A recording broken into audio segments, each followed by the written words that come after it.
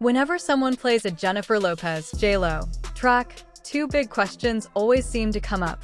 Whose song did J.Lo take this time? And is that actually her voice on the track? It's been a running joke and a serious concern in the music industry for years. Don't make a big thing out of it. Was that her voice on it, though? Yes, it was her voice. But yo, you know how many records have background vocals? Supporting, why are y'all making a big thing out of it? Ashanti wasn't a star. I wrote a song for her, and I also referenced I'm Real for her, and they left my background vocals on the record. And people, they say, you know, are you the ghost voice? You heard that? Yes, I heard that. But, I mean, I referenced the record for her, which is, you know, done a lot in the music industry, and they left my background vocals on there, so. And that's the end of it. You're not the ghost voice, right? Not the ghost voice. For a long time, fans just assumed J.Lo was using some studio magic to boost her voice. People figured, like many pop stars, maybe she wasn't the strongest singer, but producers could still work their magic. That was until Ashanti, and later others, began speaking up about what really happened behind the scenes. Suddenly, the pieces started to come together, and what was uncovered was wild. Let's start with Ashanti. She has finally decided to open up more about how she claims Jennifer Lopez used her vocals without proper credit, and even took songs that were originally intended for her. Ashanti is tired of staying silent, while others get the recognition for work she says she put her heart into. She's standing firm, saying, "I deserve my flowers while I can still smell them." For example, Ashanti explained that the song, I'm Real, was meant for her from the very beginning. She helped write the lyrics and recorded the reference track, essentially a demo to show how it should sound. But out of nowhere, the song was handed over to J.Lo, and Ashanti's vocals were left on the final version. That included not just the hook, but also some background vocals and ad-libs. What's worse, she wasn't properly credited as a co-writer, and many people assumed the voice was J.Lo's. Ashanti admitted that it was a bittersweet moment. On one hand, it was exciting that her work was being used on a major record for a huge pop star. But on the other hand, she was hurt. She wanted that song for herself. She recalled feeling blindsided by Gotti, the record producer, who gave the track away without consulting her. She said, "I was excited because it was J.Lo. But I was also mad because that was supposed to be my song." And it didn't stop there. After I'm Real became a big hit, Ashanti was brought back in to work on another song for J.Lo, the Ain't It Funny remix. She not only wrote the lyrics for the remix, but she also sang the chorus and once again added background vocals and ad-libs. And just like before, her voice remained on the final track, but her name didn't get the attention it deserved. Ashanti even made a brief appearance in the music video for the remix, but very few people at the time realized how much of her actual work was behind J.Lo's hits. And this isn't just about Ashanti. Other artists were involved too. For example, the song Play, another J.Lo track, was mostly sung by Christina Milian.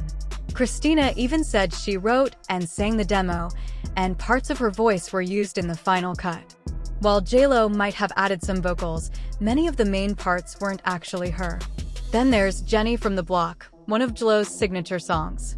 People loved the idea of J.Lo staying grounded and connected to her roots, but the vocals that made the song so memorable weren't hers either. The main voice you hear? That belonged to Natasha Ramos.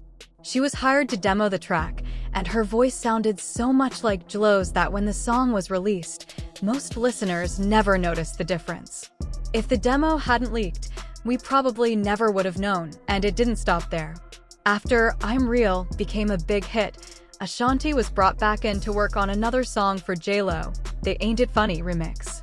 She not only wrote the lyrics for the remix, but she also sang the chorus and once again added background vocals and ad-libs. And just like before, her voice remained on the final track, but her name didn't get the attention it deserved.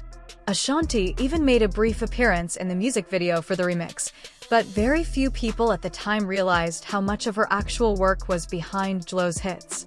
And this isn't just about Ashanti. Other artists were involved too. FO.